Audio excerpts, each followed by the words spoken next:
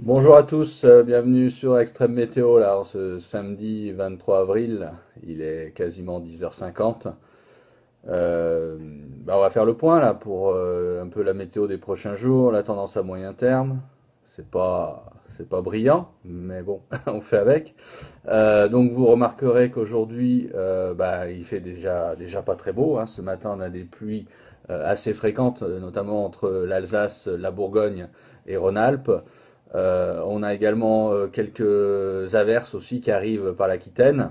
Alors durant l'après-midi, nous allons avoir un front froid qui va se mettre en place là sur la moitié nord, avec quelques pluies qui va délimiter l'arrivée de ce qu'on appelle un talweg d'air froid d'altitude. Donc ça, c'est vraiment, je dirais, l'arrivée de la grande fraîcheur, hein, qui s'opère par le nord cet après-midi. Et donc ce front froid va précéder l'arrivée de cette grande fraîcheur. Et donc sur la moitié sud, par contre, cet après-midi, il faudra surveiller encore des averses, hein. Également aussi peut-être une éventualité d'orage entre le Midi-Pyrénées, on va dire, Massif central, les Alpes, mais ça sera des orages de faible intensité, hein. Voilà, donc bonjour Kevin aussi, je vois que tu me laisses un commentaire. Oui, effectivement, il pleut également aussi en Champagne-Ardenne.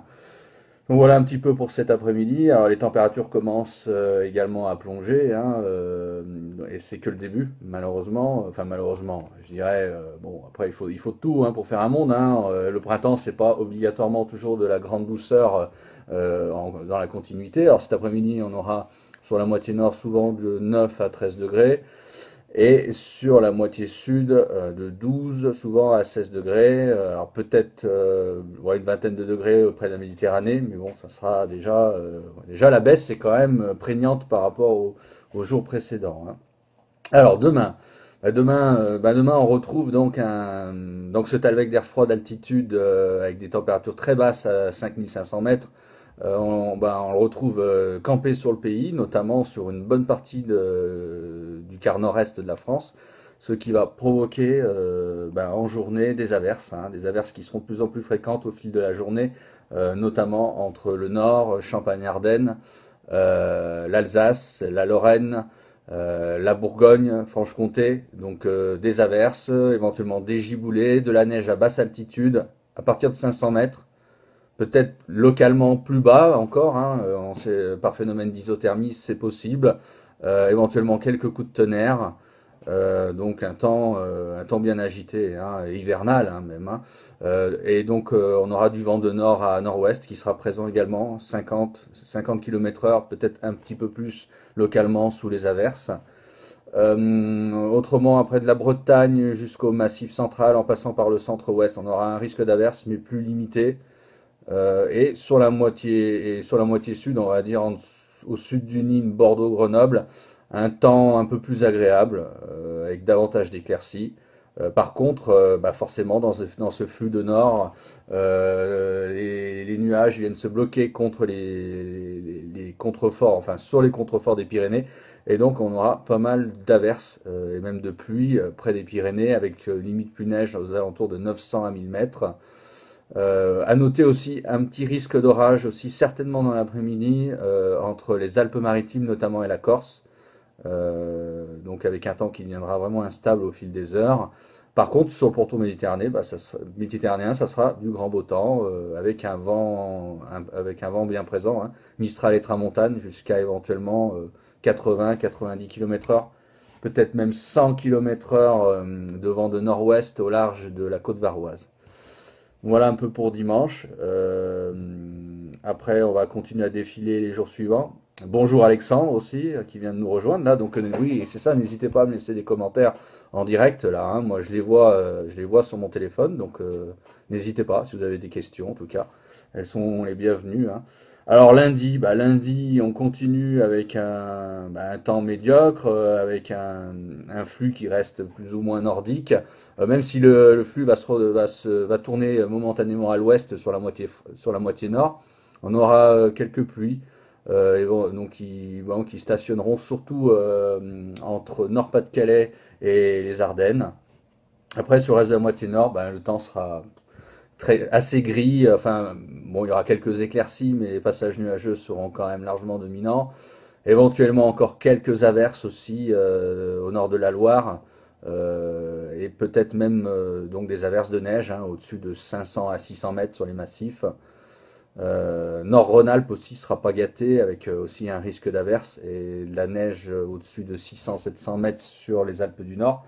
Après sur le reste de la moitié sud, ben, le temps sera toujours comment dire, désagréable, hein, enfin désagréable, sera toujours un peu limite avec une alternance d'éclaircies, de nuages surtout, hein, mais bon, plus de nuages a priori que d'éclaircies.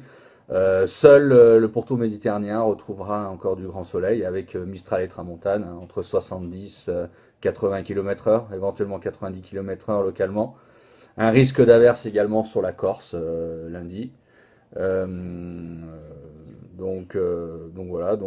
Après, bon, je répondrai à la question. Bon, Kevin me pose une question concernant le mois de mai. Alors Kevin, je te demande de patienter 5 minutes parce que je vais en parler justement par la suite. Alexandre, tu me demandes la température doit être de combien en altitude pour un effet d'isothermie pour qu'il neige en pleine. Après, ça dépend aussi de différents paramètres. Hein. C'est pas aussi simple que ça. Il faut avoir des courants ascendants très importants au niveau des cumulus et des cumulonimbus, et aussi des courants descendants très importants. Donc, il faut que l'air froid déboule très rapidement à partir d'une altitude qui est souvent haute. Hein, c'est pas si évident que ça à déterminer sur les modèles. Donc, on a différents paramètres, mais on tâtonne. Enfin, en tout cas, je dirais dans les prochains jours, en dessous de 400-500 mètres, 400-500 mètres, ça semble difficile quand même de pouvoir s'attendre à de la neige. Ou alors très très localement, ou ça peut être de la neige fondue, ou ça peut être de la neige en grains, plus sûrement du grésil en tout cas. Peut-être, ouais, allez, 300-500 mètres quoi. Hein. Mais bon, pour cela, il faut quand même avoir un peu de chance et habiter un petit peu en altitude de toute manière. Hein. Voilà, donc je reprends un peu le fil aussi des prévisions. Je voulais vous parler de mardi. Alors mardi, on aura un temps, on aura un front froid qui va s'étirer à nouveau, notamment des régions de Poitou-Charentes notamment jusqu'à l'Alsace et la Franche-Comté, donc avec des pluies à nouveau à attendre. Une limite plus neige qui sera également assez basse. Peut-être encore 400-500 mètres d'altitude, hein, puisqu'on continue à rester dans de l'air froid de toute manière. Et donc ce front froid va délimiter encore l'arrivée d'un nouveau talweg d'air froid en altitude, donc qui se renouvelle. Et donc on aura à nouveau des averses par le nord, donc le nord Pas-de-Calais à nouveau en journée, jusqu'en Haute-Normandie, Île-de-France, Champagne-Ardenne, donc des averses avec éventuellement quelques coups de tonnerre, du grésil, des rafales de vent, éventuellement donc de la neige aussi jusqu'à 300-400 mètres d'altitude. Euh, donc ça sera quand même un cocktail pas très agréable.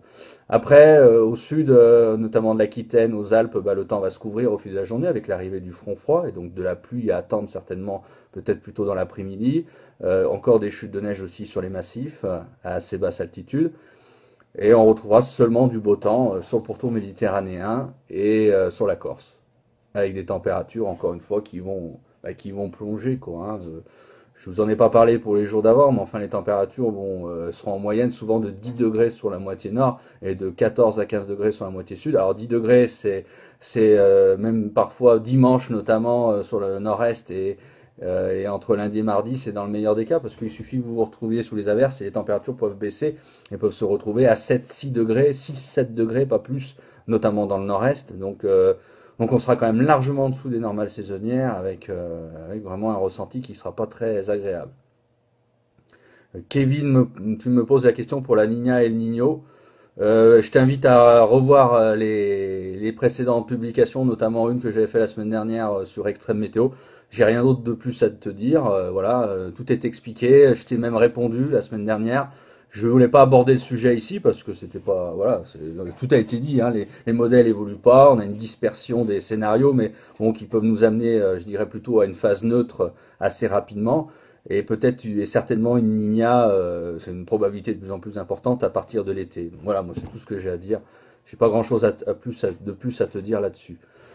Je reprends donc à nouveau le fil des prévisions. Donc mercredi, on retrouve à nouveau toujours ce flux nordique avec des averses fréquentes, notamment sur un bon quart nord-est jusqu'à Nord-Rhône-Alpes, des chutes de neige à assez basse altitude également.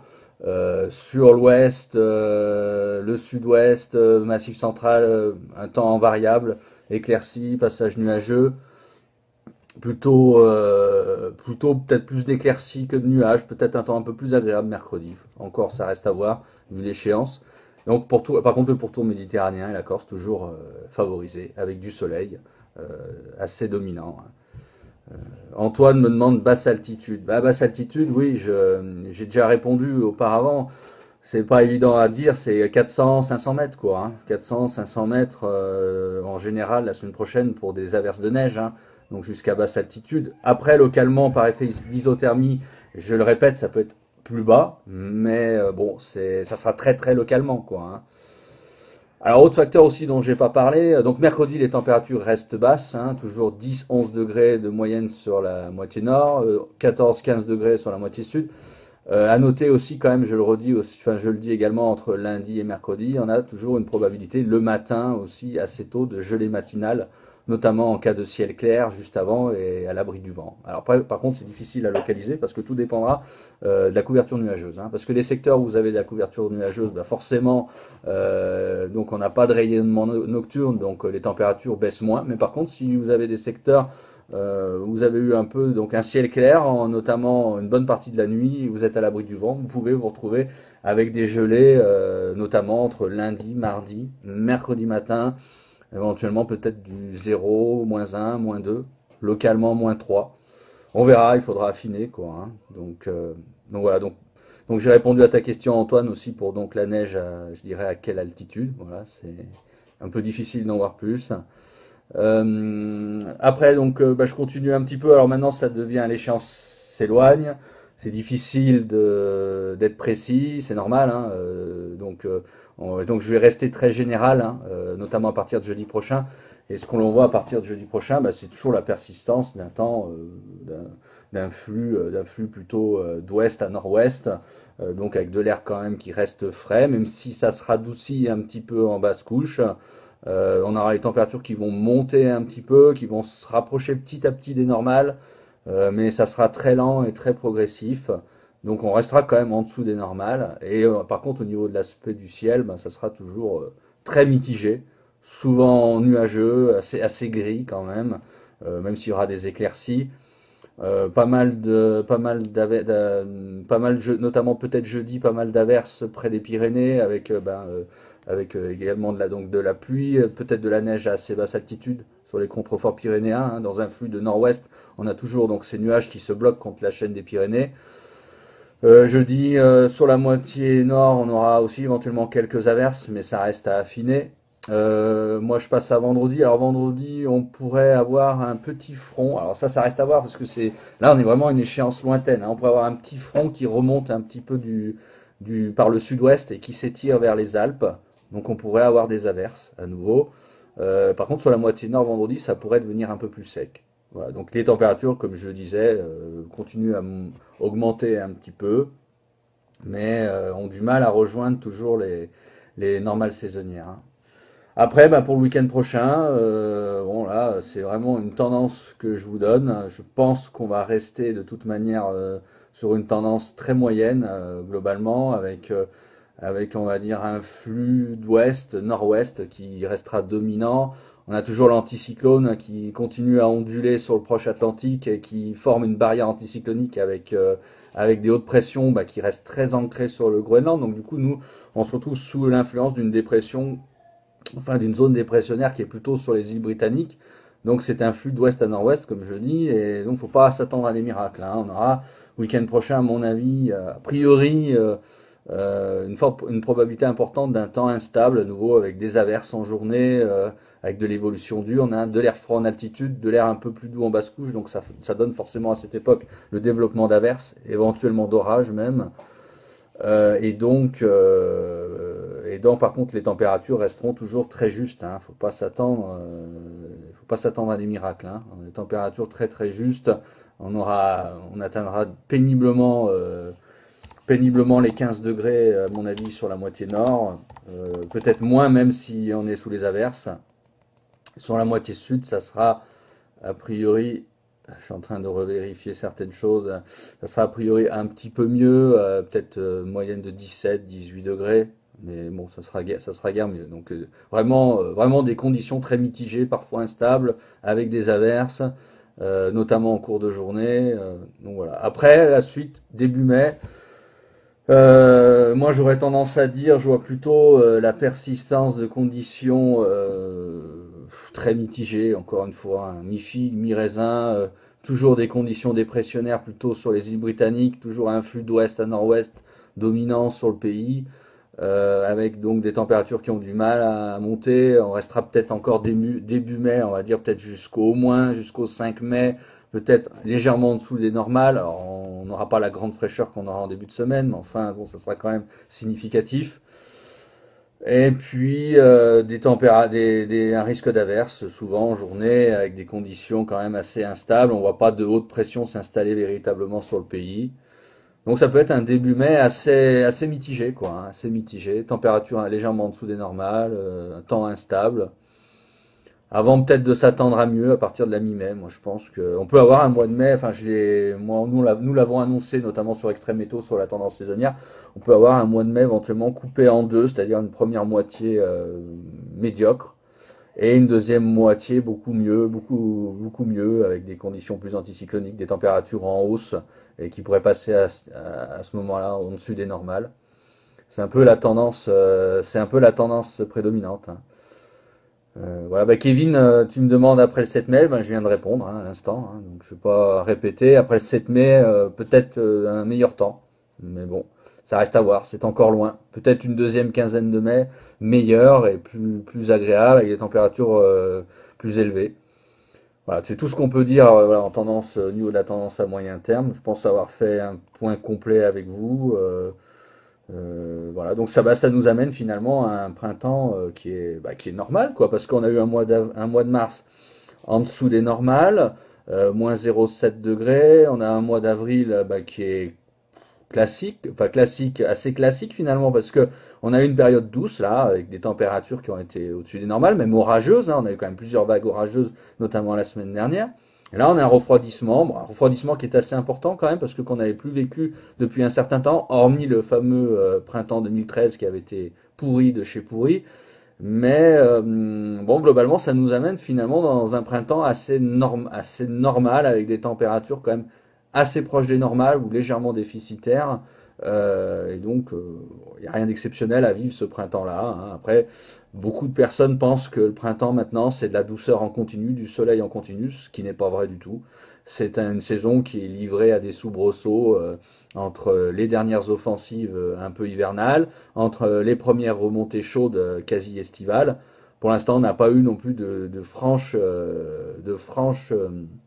offensive, on va dire, pré-estivale, parce que des températures très hautes, on n'en a pas eu tant que ça non plus.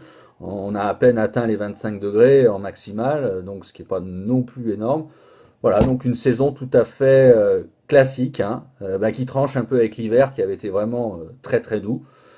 Est-ce que c'est ce qui va prévaloir le restant de l'année 2016? C'est la question, on va voir, hein. A priori, les tendances saisonnières donnent toujours je dirais les modèles saisonniers ont tendance à donner un été assez standard, encore une fois, sans grandes anomalies, avec des températures assez proches des normales, des conditions qui sont plutôt bonnes. Voilà, donc c'est un peu rassurant. On se dit qu'on n'est pas voué tout le temps à être au-dessus des normales, sans cesse. Voilà, donc ça sera à suivre. Écoutez, sur ce, je vais vous laisser, hein. Je vais vous souhaiter un bon week-end, malgré un temps qui est toujours qui sera un peu désagréable. Je vais répondre d'abord à la question d'Antoine, donc il me demande le printemps et l'automne. Non, donc c'est pas une question, excuse-moi Antoine, j'ai mal lu. Tu me dis le printemps et l'automne, c'est un mix entre l'hiver et l'été. Oui, oui, c'est un peu ça, c'est-à-dire qu'on a des offensives, encore les dernières offensives, on va dire un peu hivernales, donc comme ce qu'on va avoir hein, là dans les prochains jours.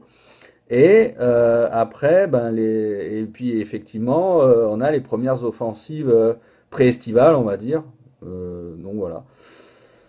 Kevin, tu parles de l'automne. Bah, l'automne, moi, j'en parle pas parce que je m'arrête à l'été, hein. Je m'arrête à l'été. Je vais pas aller parler de l'automne ou de l'hiver prochain. Ça n'a aucun sens. Je veux dire, la tendance saisonnière, nous, on l'a fait à 4 mois. On s'est arrêté au mois d'août.